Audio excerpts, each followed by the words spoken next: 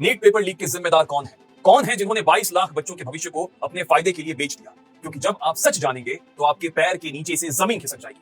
क्योंकि इनमें से कई नाम ऐसे हैं जिन पर बच्चे भरोसा करते होंगे, उन्हें अपना गुरु मानते होंगे, उन्हें पूजते होंगे, लेकिन शिक्षा के इन्हीं सो कॉल्ड उपासकों ने अपने छात्रों के भविष्य का बेड़ा गर्क कर दिया। ये कहानी नीट परीक्षा के मास्टरमाइंड की है, उन लोगों की है जिन्होंने पेपर लीक कराया। बारंबार प्रणाम, मेरा नाम सूरज कुमार, आप न्यूज पिंच देख रहे हैं। पहला और सबसे बड़ा नाम प्रोफेसर पीवी कुलकर्णी, केमिस्ट्री का लेक्चरर है जो महाराष्ट्र के लातूर में मौजूदा दयानंद मेडिकल कॉलेज में पढ़ाता था। यही वो शख्स है जिसे सीबीआई ने नीट 2026 पेपर लीक का मास्टरमाइंड यानी किंग पिन करार दिया है। कुलकर्णी कोई साधारण टीचर नहीं था, वो एनटीए की नीट यूजी 2026 के क्वेश्चन पेपर सेटिंग कमेटी का सदस्य था। यानी कुलकर्णी उन लोगों में से था जिन्होंने नीट परीक्षा के लिए सवाल तैयार किए। सीबीआई के मुताबिक अप्रैल के आखिरी हफ्ते में यानी परीक्षा से करीब एक हफ्ते पहले कुलकर्णी ने अपने पुणे वाले घर पर स्पेशल कोचिंग क्लासेस का नाटक रचा। फिर इन क्लासेस में कुछ चुनिंदा छात्रों को बुलाया गया। उन छात्रों ने कुलकर्णी को लाखों रुपए दिए। इसके एवज में कुलकर्णी ने उन्हें नीट के सवाल, उनके ऑप्शंस और सही जवाब सब जुबानी बोलकर लिखवाए। सीबीआई ने पुणे से कुलकर्णी को गिरफ्तार कर लिया है और वो फिलहाल पुलिस कस्टडी में है।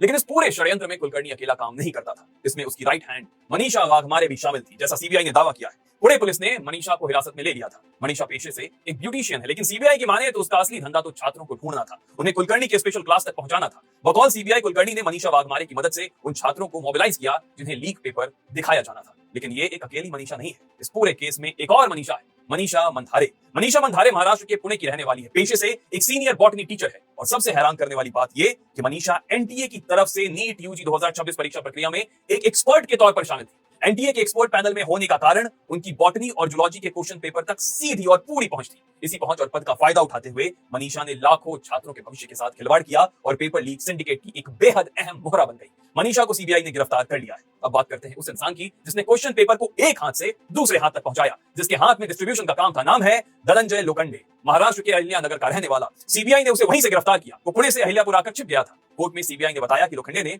मनीषा वाघमारे से पेपर हासिल किया और उसे शुभम खैरनार को ट्रांसफर किया। इन दोनों के बीच करीब 6 लाख रुपए के बैंकिंग ट्रांजैक्शन भी मिले हैं। सीबीआई को शक है कि लोखंडे और उनके साथी ने छात्रों को मेडिकल कॉलेज में एडमिशन दिलाने का भी वादा किया था। दिल्ली की अदालत ने धनंजय लोखंडे को 6 दिन की सीबीआई कस्टडी में भेजा है। इसके बाद इसमें एक नाम आता है शुभम खैरनार का, जो महाराष्ट्र के नासिक का रहने वाला है और बीएएमएस यानी आयुर्वेद मेडिसिन का स्टूडेंट है। एक तरफ वो खुद डॉक्टर बनने की पढ़ाई कर रहा है और दूसरी तरफ पेपर लीक का धंधा। सीबीआई ने बताया कि शुभम लोखंडे से पेपर लिया और उसे यश यादव तक पहुंचाया। मीडिया रिपोर्ट्स के मुताबिक पेपर पहली बार पुणे में शुभम खैरनार को बेचा गया था। सीबीआई ने शुभम को नासिक से गिरफ्तार किया है। अब आप महाराष्ट्र से हरियाणा की ओर बढ़िए। यहाँ गुरुग्राम से यश यादव गिरफ्तार हुआ है। यश इस पूरे रैकेट की वो कड़ी है जिसने पेपर को राजस्थान तक पहुंचाया। सीबीआई जांच में सामने आया कि यश यादव इस रैकेट में एक और व्यक्ति विकास बिवाल का परिचित था। यादव के जरिए ही पेपर राजस्थान के बिवाल परिवार तक पहुंचा। अब आते हैं राजस्थान के सबसे बड़े नामों पर। दिनेश बिवाल, जिसका मैंने अभी जिक्र भी किया, दिनेश जयपुर का रहने वाला है। सीबीआई और राजस्थान एसओजी ने इसे उसके भाई मनीलाल बिवाल के साथ गिरफ्तार किया है। इन दोनों पर आरोप है कि इन दोनों ने करीब 15 लाख रुपए में एक गेस्ट पेपर खरीदा था, जिसमें परीक्षा के 120 सवाल थे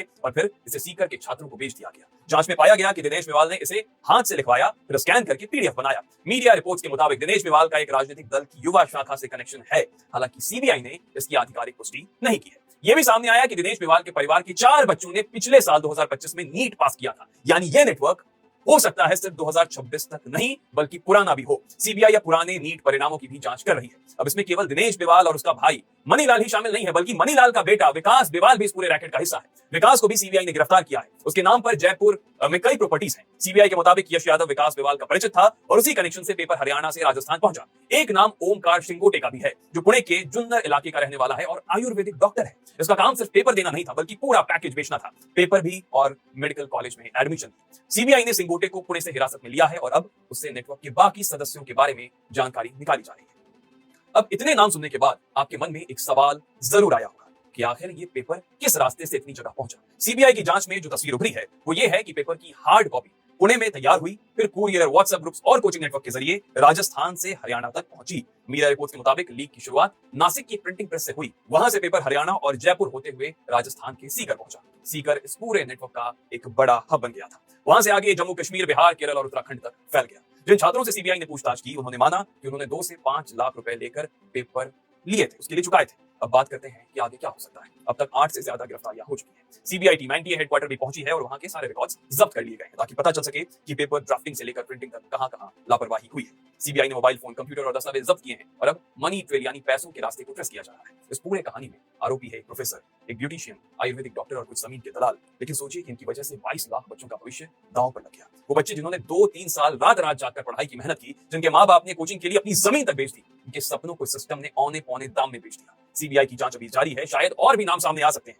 लेकिन एक सवाल जो हर भारतीय के मन में उठना चाहिए वो ये कि क्या हम अपनी परीक्षा प्रणाली को इस हद तक सड़ने देंगे? क्या कंप्यूटर से परीक्षा करवाकर हम बच्चों के भविष्य को सुरक्षित कर पाएंगे? क्योंकि सिस्टम जब तक अंदर से गंदा रहेगा, बच्चों का भविष्य दूषित होता रहेगा। अगर ये वीडियो आपको जरूरी लगी हो तो इसे उन बच्चों तक भेजें, शेयर करें जो नीट की तैयारी कर रहे हैं, ताकि वो भी जान सके कि उनके साथ क्या हुआ और ये सिस्टम काम कैसे करता है। वीडियो को लाइक करें, सब्सक्राइब करें और कमेंट में बताएं कि आपको क्या लगता है, इन आरोपियों को क्या सजा मिलनी चाहिए। बाकी न्यूज बेंच इस मुद्दे पर छात्रों के साथ खड़ा है, हमेशा खड़ा रहेगा, बेंच करता रहेगा।